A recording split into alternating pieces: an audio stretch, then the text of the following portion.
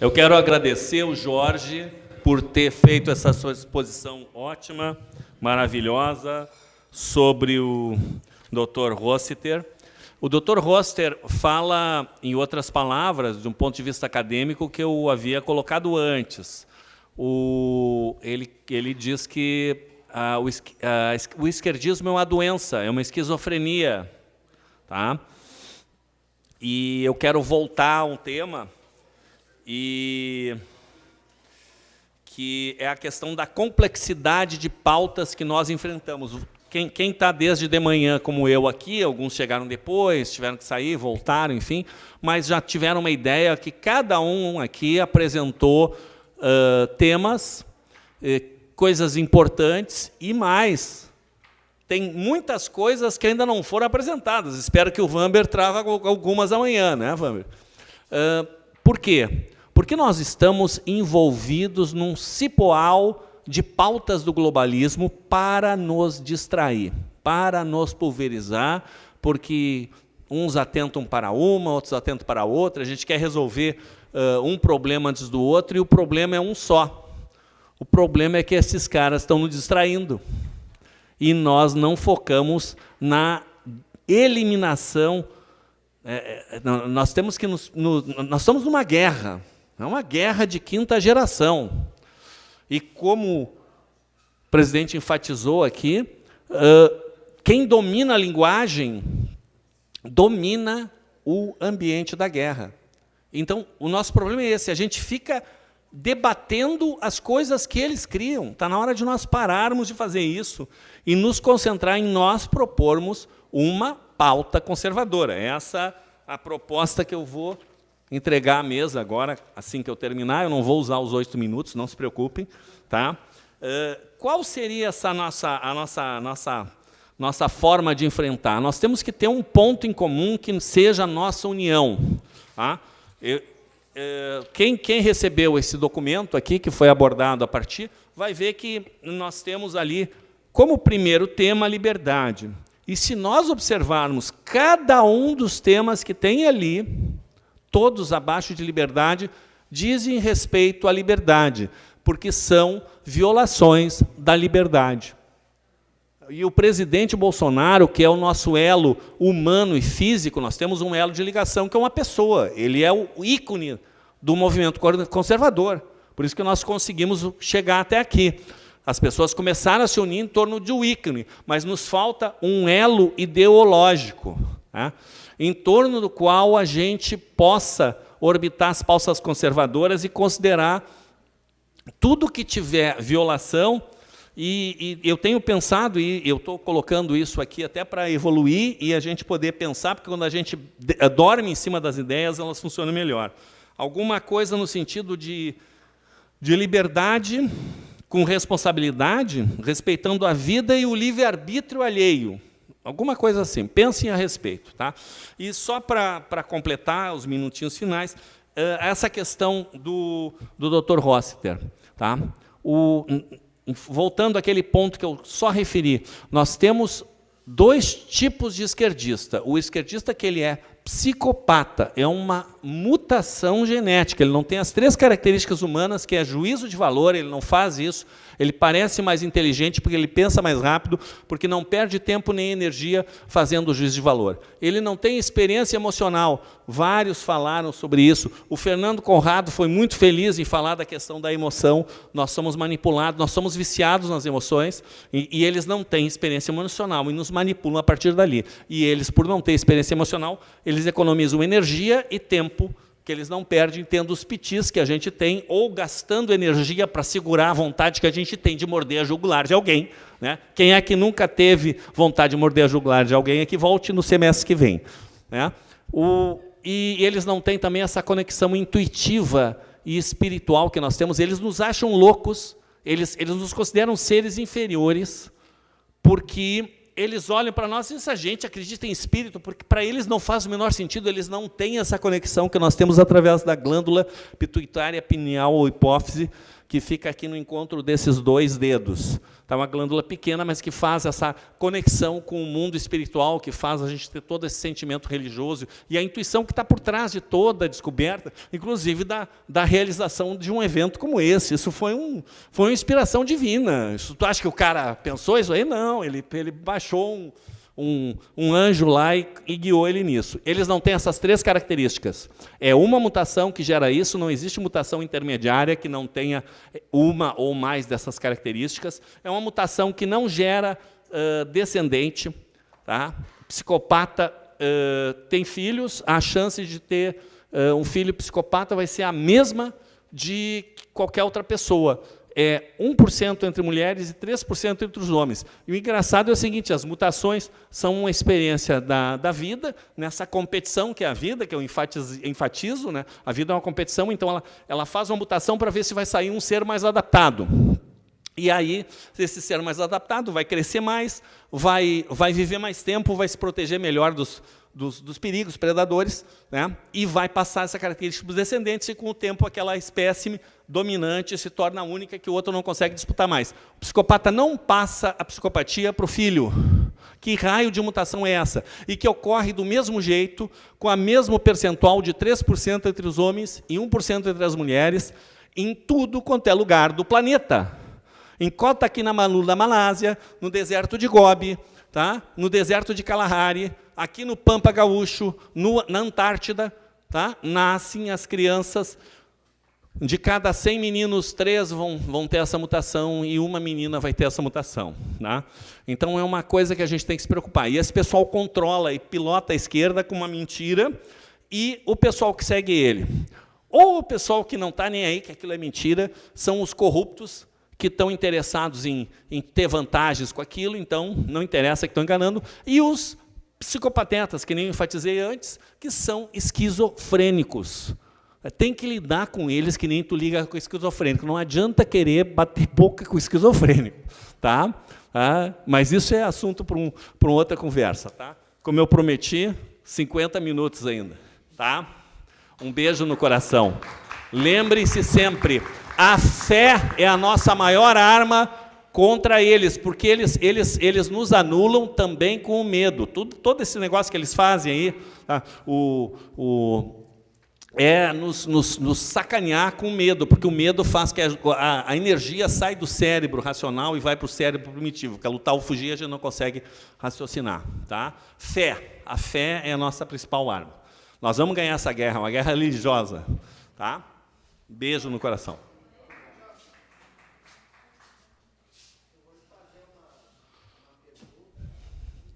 Perguntar não ofende. Não ofende. O senhor me pergunta por escrito, que eu lhe respondo também por escrito, que nem o Getúlio Vargas fez alguma vez, né? Então, eu vou fazer oral para o senhor responder oral. Professor, o senhor, eu faço a seguinte associação.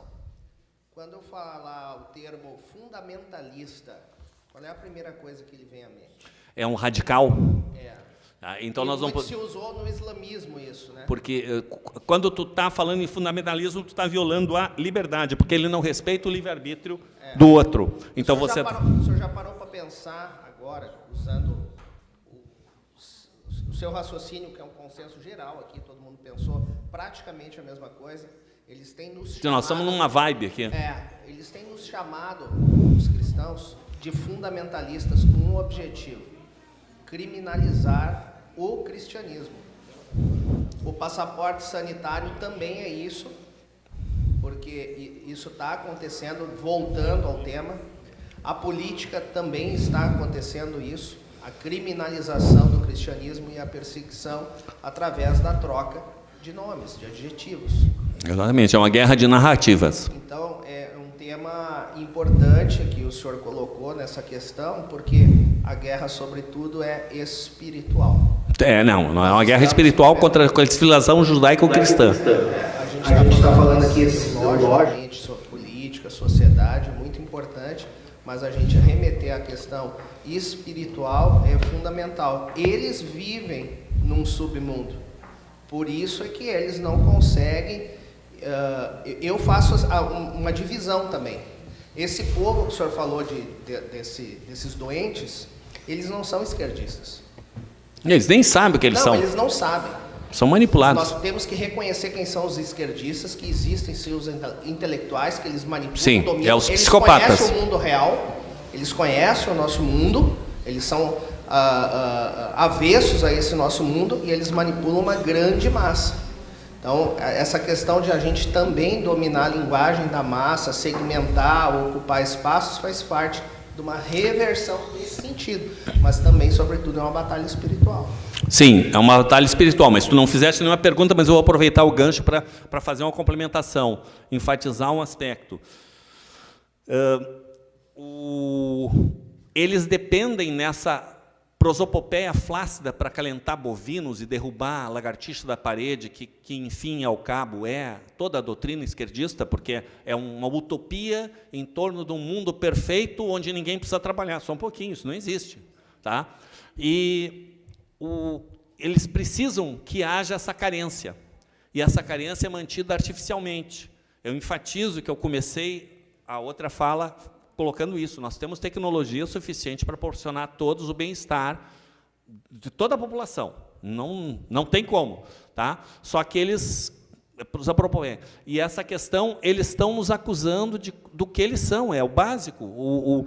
Isso não é o esquerdismo. O esquerdismo é uma parte do globalismo. O globalismo começou, eu considero o globalismo iniciando, não na Revolução Francesa, que seria o marco do tempo contemporâneo, como foi enfatizado na fala do Fernando Conrado, mas sim o golpe da Bolsa de Londres, em 1815. Porque o que acontece?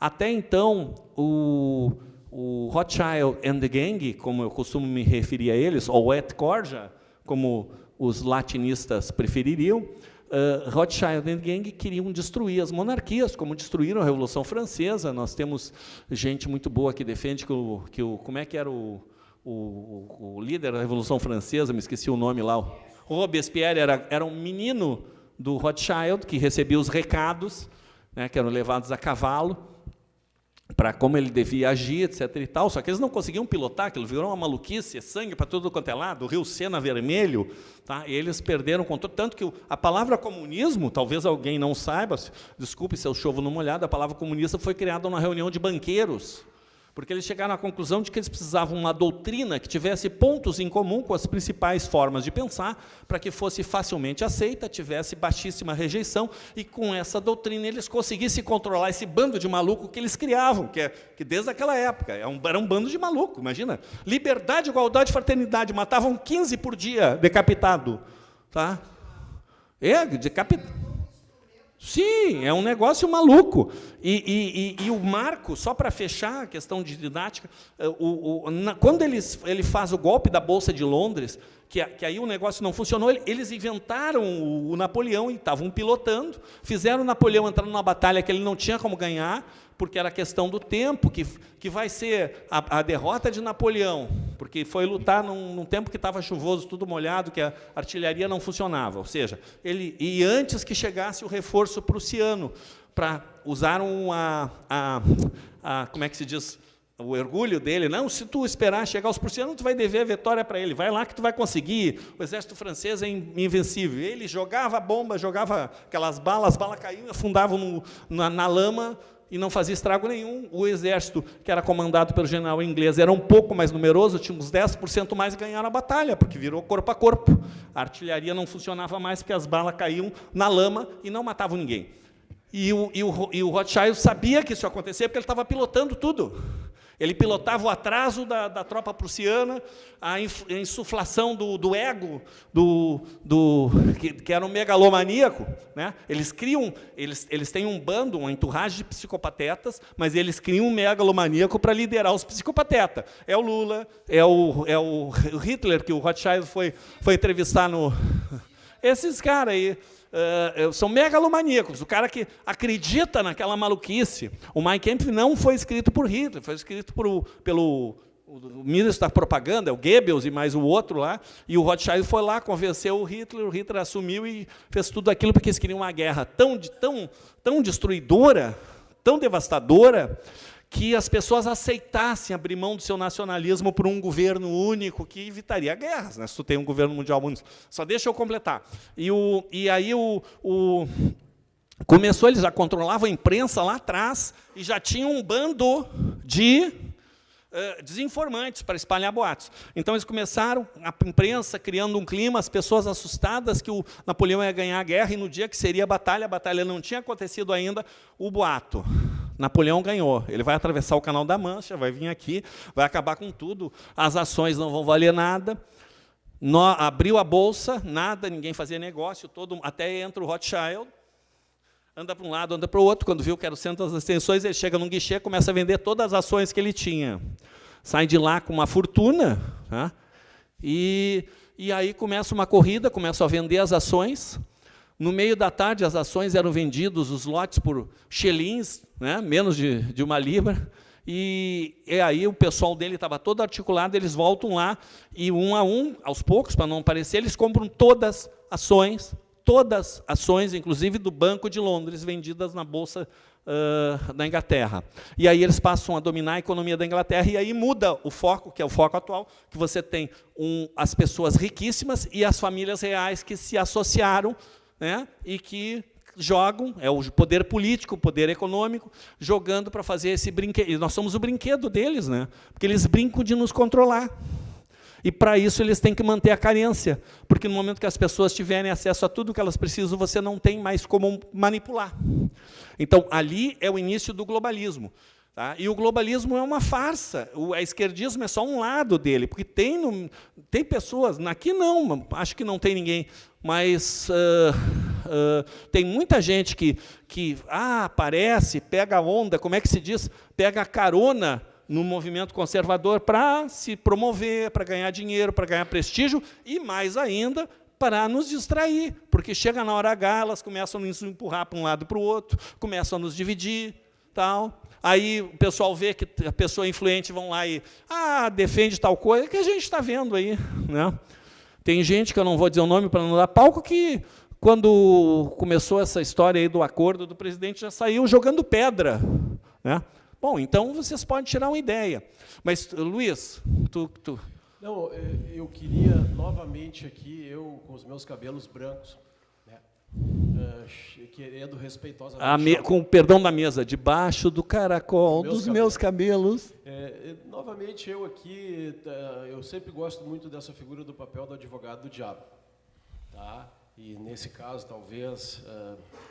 eu só gostaria, assim, esses termos psicopatas e todos os outros adjetivos usados aos nossos, vamos dizer assim, entre aspas, inimigos. Eu penso que uma das coisas mais importantes para nós, tá, é nós não perdermos o nosso foco. Tá?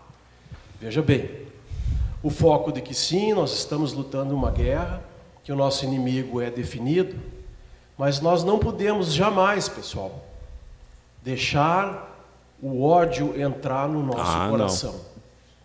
Essa coisa de nós chamarmos os nossos inimigos disso ou daquilo, tá bem, são adjetivos, eu concordo com isso, mas nós não podemos, eu acho que descer a essa linguagem costumeiramente, tá, para não embrutecer o nosso coração. Tá? Porque, não obstante a gente esteja numa guerra, não obstante essa guerra seja travada, tá? E muitas vezes de uma maneira desleal contra pessoas que não têm a mesma lealdade que nós temos, nós nunca devemos perder o norte, o nosso norte. Que é o amor. O nosso norte é o amor. O amor e a fé. O nosso norte é o bem. Então, nós, por favor, não vamos descer ao mesmo nível desse pessoal, mesmo a gente tendo que enfrentar, muitas vezes, batalhas que não são justas. Batalhas, tá, que muitas vezes vão nos levar a lugares mais baixos do que aqueles que nós merecemos estar. Então, não percamos esse norte, pessoal. Tá? Não vamos deixar entrar no nosso coração esse ódio. Porque muito das pessoas que a gente fala, esquerdalha, ou isso, ou petralha, muito dessas pessoas... eles não estão conseguindo alcançar o que efetivamente está acontecendo. Então, se a gente começar a encampar esse tipo de denominação e adjetivação, tá? Nós vamos estar aprofundando e talvez nos igualando. É só isso que eu queria falar. Não, tu tem toda a razão. Deixa a parte de xingar eles de psicopata e psicopateta para mim. Eu já estou no topo da lista negra deles. Eles me deletaram do LinkedIn. Tu quer o quê? Vocês não vão conseguir ser mais odiado que eu pelo globalismo, tá? Então deixa para mim, e vocês com eles têm que fazer. Sabe como é que lida com psicopata? Cadê o Jorge? O Jorge estava estudando ali, já saiu.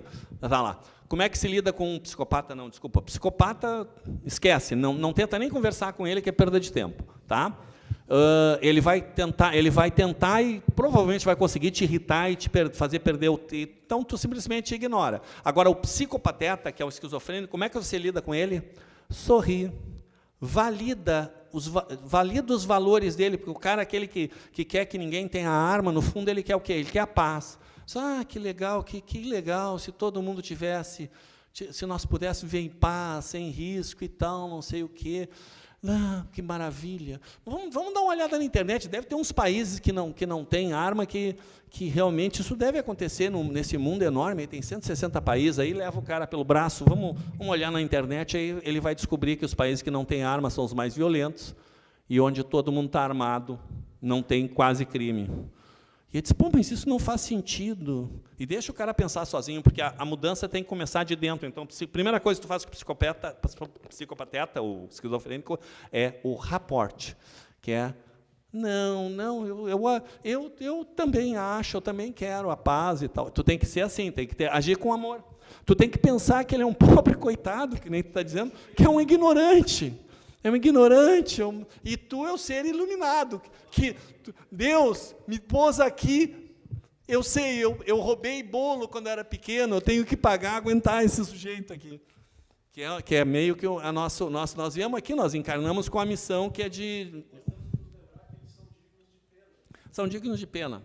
E, de certa forma, eles têm cura.